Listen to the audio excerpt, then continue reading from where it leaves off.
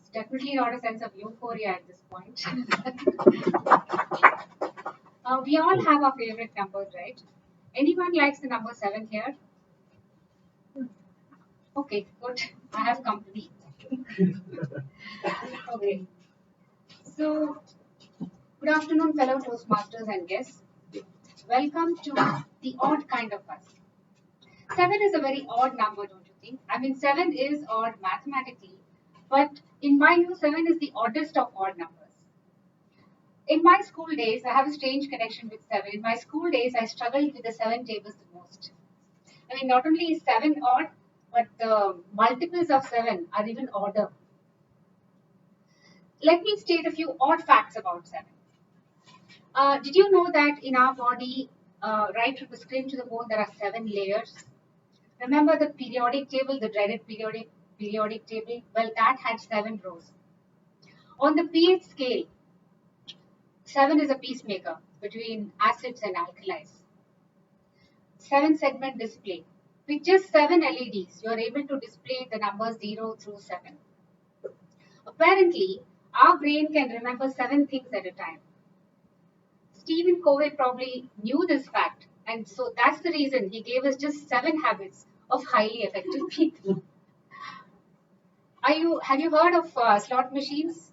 Well, these are machines like vending machines which are installed in casinos or places of entertainment.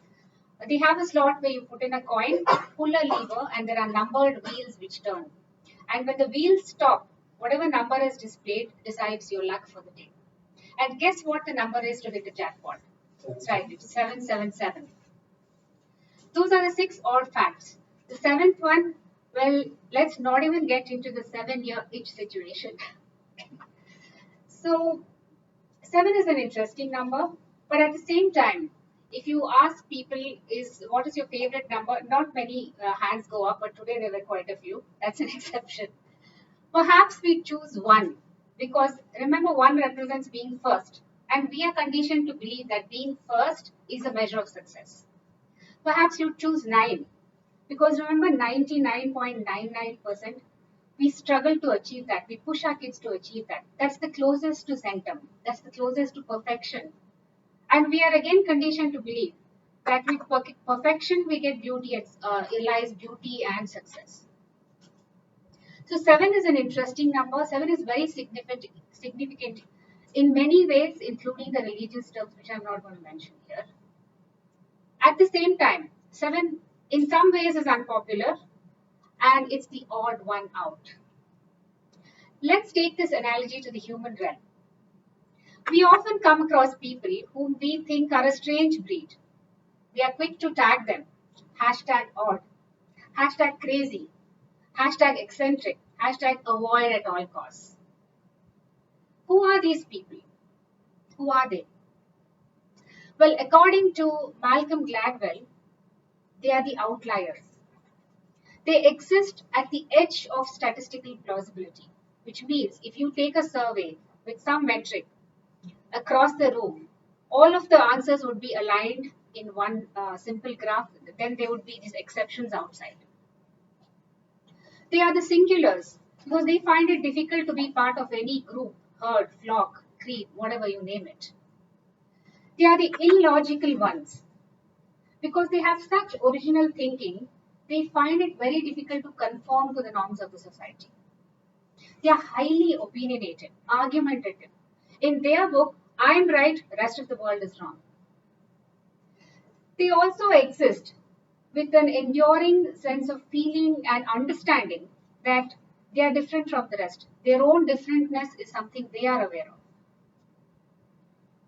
And mind you, not all of them is a tech CEO.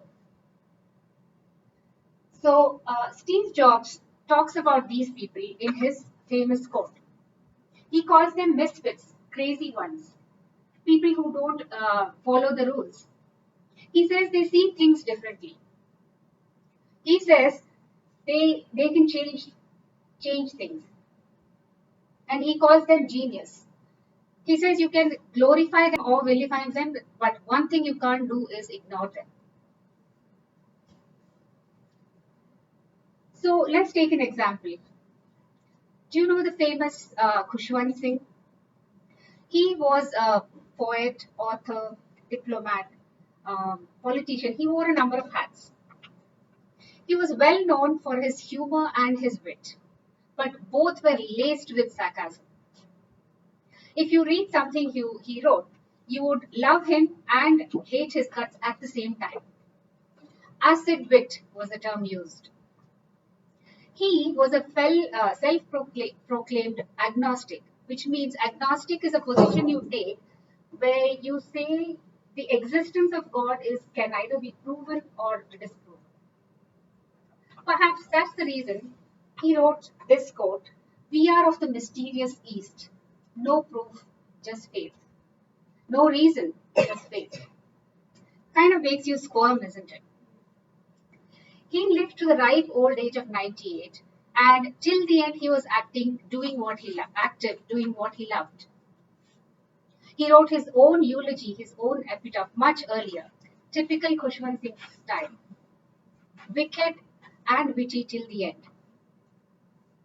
So what is this speech about? This speech is not about an instruction on how to deal with the sevens among us.